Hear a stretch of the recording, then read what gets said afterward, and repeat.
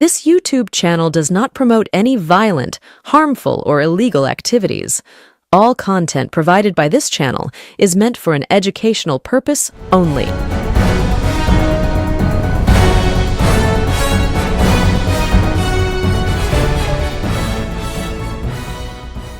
নমস্কার, আমি প্রতিবেদক সায়ন্তন চক্রবর্তী। আপনারা দেখছেন বঙ্গচক্র ইউটিউব চ্যানেল।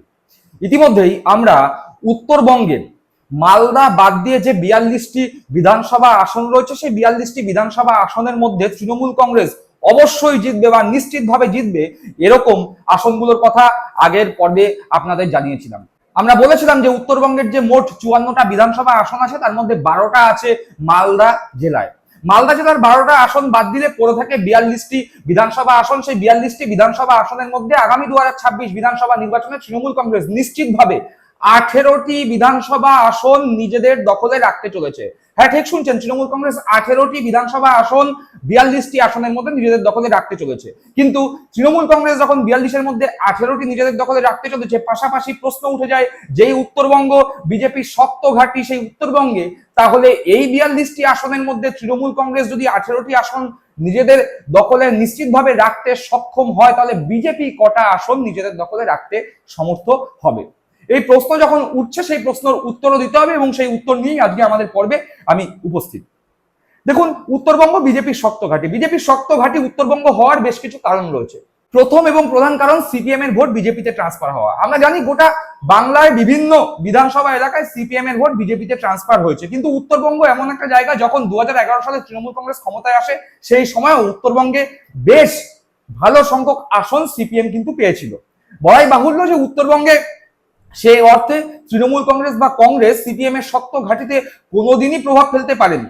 আর ঠিক এই জায়গাতেই নিজেদের রাজনৈতিক বুদ্ধিকে কাজে লাগিয়ে সিপিএম এর ভোট নিজেদের পকেটে টানতে সমর্থ হয়েছিল বিজেপি। ফলে সিপিএম এর যে মূল ভোটার, সিপিএম এর যে নিচুতলার ভোটার, সেই ভোটারদের বিজেপিতে ট্রান্সফার হওয়ায় বিজেপি এই উত্তরবঙ্গে নিজেদের ঘাঁটি বা নিজেদের পায়ের তলার মাটিকে শক্ত করেছিল। বলাই বাহুল্য, তারপর থেকে বিজেপি আমরা দেখতে পাই 2019 পরবর্তী সময়ে এই উত্তরবঙ্গে নিজেদের শক্ত ঘাঁটিতে পরিণত করে। এছাড়া উত্তরবঙ্গের চা বলয়ে দীর্ঘদিনের একটা ক্ষোভ, সেই ক্ষোভকে কাজে লাগিয়ে বিজেপি নিজেদের যে সংগঠন, সেই সংগঠনকে শক্তিশালী করেছিল। তার উপর বঞ্চনার কথা, উত্তরবঙ্গ নাকি বঞ্চিত, এই বঞ্চনার কথা বলে বলে উত্তরবঙ্গের মানুষের মনে বিজেপি একটি প্রভাব ফেলেছিল। তার ফলাফলও বিজেপি ভোট বাক্সে পেয়েছিল। ফলত উত্তরবঙ্গের মানুষজন বিজেপিকে ভোট দিয়েছিল।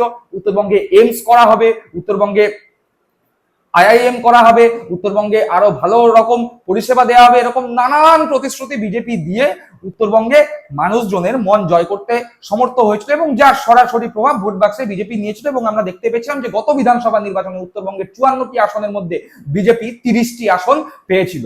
অর্থাৎ বিজেপি উত্তরবঙ্গে নিজেদের জমি মাটি শক্ত করেছিল। কিন্তু তার পরবর্তী সময় 2024 লোকসভা ভোটের প্রাককালে বা পরবর্তী সময় জন বার্লা থেকে শুরু করে বিজেপির তাবড় নেতারা তৃণমূল কংগ্রেসে যোগদান করেন। আবার কংগ্রেসেরও একাধিক নেতা তৃণমূল কংগ্রেসে যোগদান করে। জন বার্লা সহ কংগ্রেসের নেতারা তৃণমূল কংগ্রেসে যোগদান করে। তৃণমূল কংগ্রেসের সংগঠন উত্তরবঙ্গে কিছুটা হলেও শক্তিশালী হয়। আবার উত্তরবঙ্গে মূল ভোটের অন্যতম অংশ রাজবংশী ভোট। সেই রাজবংশী ভোট যিনি বলা যায় কন্ট্রোল করেন, সেই অনন্ত মহারাজ এখন বিজেপির অন্যতম অস্বস্তি। সেই অনন্ত মহারাজ মাঝে মধ্যেই এসআইআর নিয়ে বিজেপির বিরুদ্ধে সরব হয়েছেন এবং রাজবংশীরাও এসআইআর এর ফলে বিজেপির বিরুদ্ধে বেশ সরব। ফলে এই রাজবংশী ভোটাররাও বিজেপির অস্বস্তির অন্যতম কারণ। ফলে সব মিলিয়ে উত্তরবঙ্গের লড়াই এবার বেশ জমজমাট। আমরা যে কথা বললাম যে উত্তরবঙ্গের মালদা জেলা বাদ দিলে, মালদা জেলার ইকুয়েশন সম্পূর্ণ আলাদা, সেই ইকুয়েশন আমরা আলাদা পর্ব করব। কিন্তু মালদা জেলা বাদ দিলে 42টি আসনের মধ্যে তৃণমূল কংগ্রেস 18টি আসন জয়লাভ করবার জায়গায় আছে। বলা যায় নিশ্চিতভাবে তৃণমূল কংগ্রেস 18টি আসন জয়লাভ করবে ওই 42টি আসনের মধ্যে। তাহলে বিজেপি কটা জয়লাভ করার জায়গায় আছে বা বিজেপি কতগুলো আসন নিশ্চিতভাবে জয়লাভ করবে, সেই তথ্য আপনাদের সামনে তুলে ধরছি। প্রথমেই কুচবিহার জেলা, কুচবিহার উত্তর এমন একটি আসন যেই আসন বিজেপি নিশ্চিতভাবে জয়লাভ করতে চলেছে।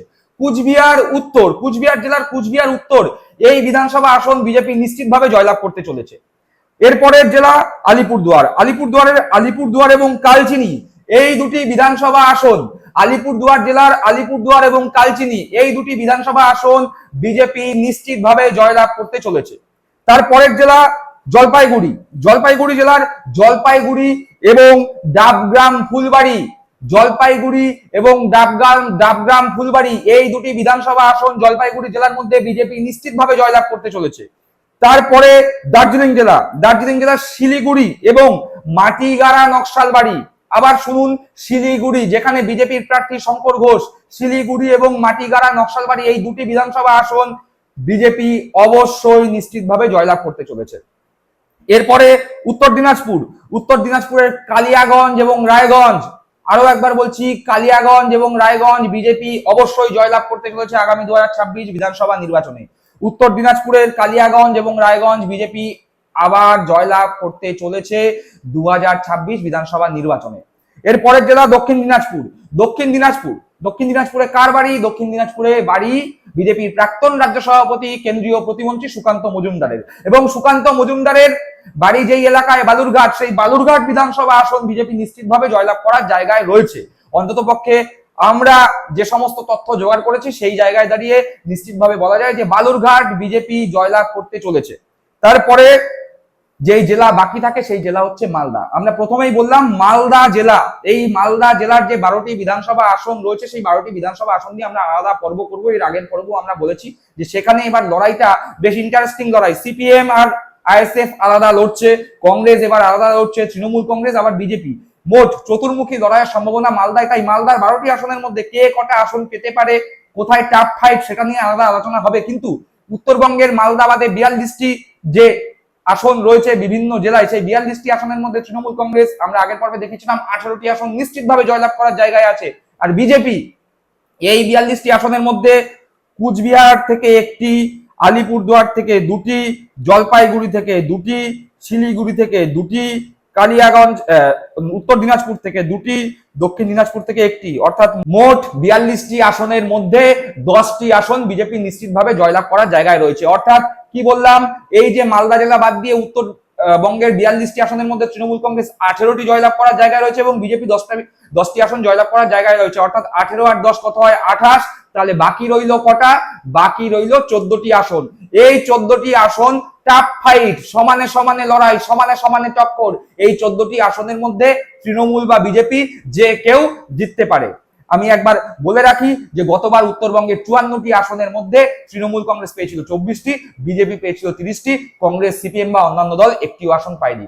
আর এই বছর 2026 বিধানসভা ভোটের প্রাককালে সমস্ত যে ইস্যুগুলো রয়েছে সেই ইস্যুগুলো মাথায় রেখে এসআইআর এর ফলে নাম বাদ গেছে, রাজবংশী ভোটারদের মধ্যে ক্ষোভ, অনন্ত মহারাজ বিজেপির অস্বস্তির অন্যতম কারণ, তৃণমূল কংগ্রেসে যোগদান করেছে জন বার্লা, কংগ্রেসের একাধিক নেতা, শক্তিশালী নেতা যারা সংগঠন করেছেন দীর্ঘদিন ধরে তারা তৃণমূল কংগ্রেসে যোগদান করেছে। সমস্ত হিসাব কিতাব মাথায় রেখে যেই তথ্য আমাদের কাছে উঠে এসছে তাতে বলা যায় মালদা জেলা বাদ দিলে 42টি আসনের মধ্যে তৃণমূল কংগ্রেস 18টি আসনে নিশ্চিতভাবে জয়লাভ করার জায়গায় এবং বিজেপি 10টি আসনে নিশ্চিতভাবে জয়লাভ করার জায়গায়, বাদ বাকি 14টি আসনে টাফ ফাইট। আমরা খুব তাড়াতাড়ি মালদা জেলার 12টি আসন নিয়ে পর্যালোচনা আপনাদের সামনে আনবো। আর আজকের পর্ব সম্পর্কে আপনাদের মূল্যবান মতামত অবশ্যই কমেন্ট বক্সে কমেন্ট করে জানাবেন। সকলে ভালো থাকবেন, সুস্থ থাকবেন। জয় হিন্দ, বন্দে মাতরম।